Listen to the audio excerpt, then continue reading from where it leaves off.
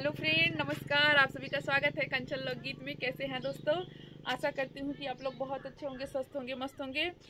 और दोस्तों आज मैं लेकर आई हूँ एक छोटा सा नाच गीत। आप लोगों को कैसा लगेगा आप लोग जरूर कमेंट में बताना। और हाँ गाइज, मेरा मोबाइल जो है ना गाड़ी के स्टैंड पे मैं रखी हूँ, तो मेरे मोबाइल में भी गाड़ी का भी थोड़ा सा पार्ट दिख रहा है। सो गाइज आप लोग फुल सपोर्ट करिएगा, आप लोगों से यही विनती है। तो चलिए सुनिए। देहाती नाच गीत है। बतावा कगवा कब आई है सजनवा, बतावा कगवा कब आई है सजनवा, बतावा कगवा कब आई है सजनवा।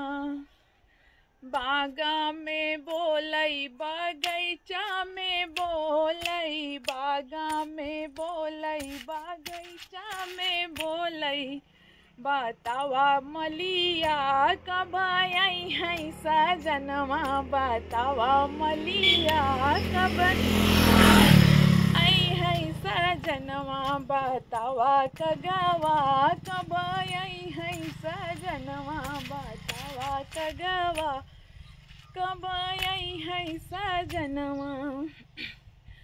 तारा पे बोलई इनारा पे बोलई, तारा पे बोलई इनारा पे बोलई, बतावा कहरा कब आई है सजनवा, बतावा महरा कब आई है सजनवा, बतावा कगवा कब आई है सजनवा, बतावा कगवा कब आई है सजनवा।